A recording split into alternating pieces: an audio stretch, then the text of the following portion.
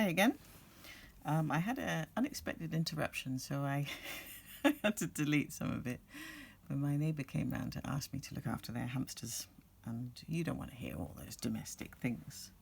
So in the meantime, I finished the drawing.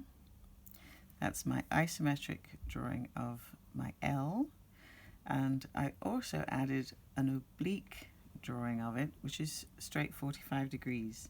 Now, if you have any of the standard tools, it could not be easier. Wrestling with my technology here. Let's get rid of that. Go back to the beginning. Are we there? Yep. 45 degrees. 60, 30, 90. With the 90 degrees at the right angle.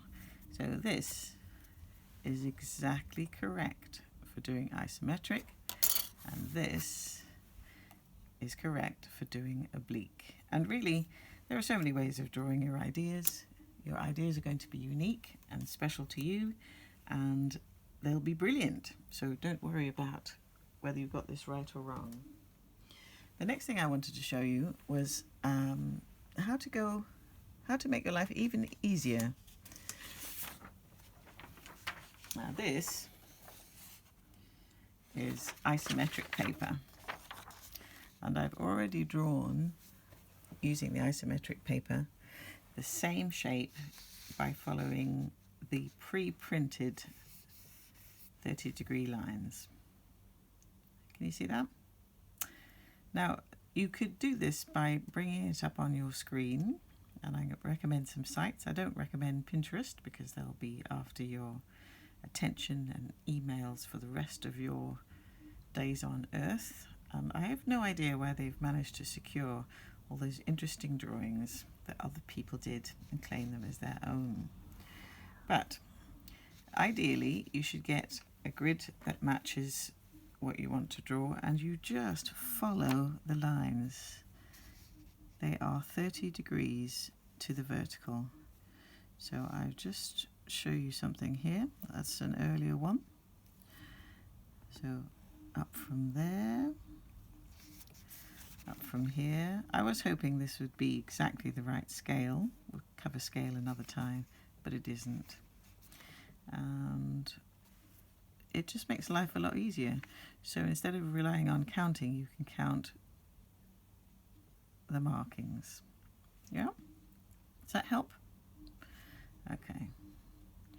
So this is that one. 1, 2, 3, 4, 5, 6, 7, 8. 1, 2, 3, 4, 5, 6, 7, 8. And stop. That's easy because that's 2. So 2 here. It won't look exactly the same as the original, but it will be correct. So we have this kind of paper in school, of course, but if you are a student trying to catch up with work before school starts, you're going to find it difficult to have access to it. If you have access to a computer, you just look up drawing grids and specify what you want. For example, isometric drawing grids. And if you have a printer, print it out. If you don't, use your screen as a kind of light box. So once you've got this skill ready, clearly I didn't need that bit, but just to show you that you can do this using 45 degrees, you can do this using isometric, and then you can start to have a bit of fun with that. I've got some tracing paper here, so I'm going to try and make use of this to create a new design. So I am going to create It's very hard to do this and not accidentally give one group or an individual more help than they actually should have. But I am going to turn this into the foot, quite a robust, strong foot, for an unusual home workstation. So I can just use this as a practice grid. And here comes my tabletop using the same. Here I'm just doing freehand sketching, because if you are an A-level student, you can select and identify your own project. If you are a GCSE student, then you have to choose from one of the given topics. But here I'm creating a kind of floating tabletop. My dad worked for the British Council, so I've kept this vintage item in his honour. Yes, it's got inches on one side and centimetres on the other, but still works as a ruler. So here's my tabletop, and then because I'm using tracing paper, I can move this about. I'm thinking, a bit tricky. It could either go right as the back, at the back there, or it can be off to one side, possibly. That looks quite interesting. Not sure if it'll work, and I don't want it so that it's going to cause the owner of the desk a problem getting their legs under. So I'm imagining their knees will go under here, and I can put it in underneath, and I might even show it as a hidden detail.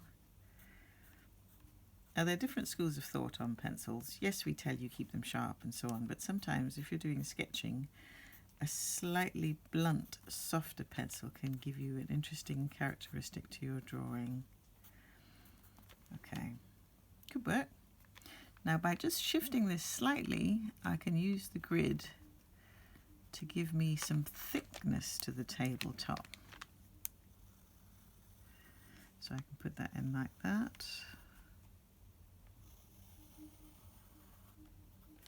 And by sliding it around, I can do the same for the side edge. And this is very quick sketching. And still using my grid, I could make sure it's lined up and correct. I could have some kind of suspended desk tidy system along there. And again, give it some sort of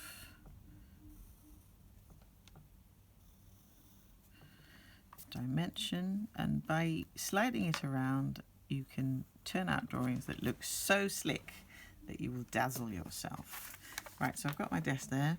I'm now thinking, as an A-level student, I'm supposed to relate this or show knowledge of some sort of art era of some kind. So I'm thinking, yeah, why not? I'm going to go for modernism, and I'm going to be inspired by the art of Piet Mondrian and in some ways the Bauhaus, because they had all these interesting use of strong verticals and horizontals and primary colours. So I can please myself. It's just a design sketch. If I do this well enough, I can show it to my client and see what they think. So I'm just using primary colours at the moment, or near primaries, and the top of my desk is going to be blue. So I'll start shading it, and while I'm doing this I'm thinking, I wonder what this could be made of. It could be a massive piece of blue tinted glass. That would be very heavy. Be quite nice though. It could be some sort of semi-opaque material such as a sheet of acrylic. So that's why I've put in, remember our sketching for rendering material, so I put in that sort of double stripe of something that is reflective, possibly glass, possibly acrylic, like so on. And with time I will fill that all in, so I'll just do it roughly for now and make it look gorgeous later on. And that goes all the way to there. And for the base, I need something a bit more substantial. I need a block of some kind. But I'm still continuing with my primary colours. So the side of this block, and remember you can still see it's underneath, is red. So you'll see it if you're looking from this side, you'll see it if you're sitting at the desk. I'm having a bit of a resistance to my coloured pencil, doesn't matter. There we go, just tidy that up a bit. I'm going to give it a black edge because they did contrast their colours with black framework, and I've still got a little bit of flexibility over here. So, nope, changed my mind because I'm going for yeah, see, you're in control, you can do what you like. So I'm going to have a black frame here for the suspended tray. I don't at this stage have to worry unduly about how I'm going to make it in terms of how one bit joins to another. I don't really have to worry about that, but I'll have white inside and I have black on the outside. So what I've done is I've taken an exercise in drawing using oblique.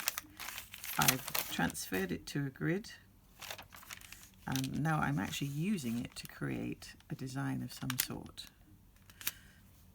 It's coming on nicely. Of course, there's lots of things to think about. So then you come on to your annotation. Now this can be cut out, it can be pasted on, you can photograph it, you can include it in your drawings whichever way you like. But then I need to put in that the top is an overhanging either glass, tinted, or acrylic sheet, which might be lighter certainly, I'm not sure about cheaper. And underneath here I have visible from the top. Remember, we're using a dotted line for hidden detail, and I say supported by L-shaped support. And I'm going to say link to modernism, strong lines, primary colours, and black and white. And this is a suspended storage area. And this is interesting enough, but this shows you're thinking about how it could be made. This I'm not really sure what that would be made of. Possibly in the same way as standard IKEA type furniture, where you have a cheaper material inside, some sort of board, for example MDF or block board, and what gets attached to the outside by pressure and gluing are coloured sheets known as foils. So if you have time, go and look in your kitchen. Sometimes what appears to be a solid pale green or pale blue or whatever surface is in fact a sheet which has been attached to the surface of something cheaper. So I can say coloured foils over MDF box construction. I don't know. So that's information for me to find out. That's to do with the design. That's a design feature. That shows my inspiration. And it's all based on learning the principles of isometric drawing. So the next thing I'm going to show you is two-point perspective, which is fun, architecturally most useful, and some of you will find this a useful tool as well.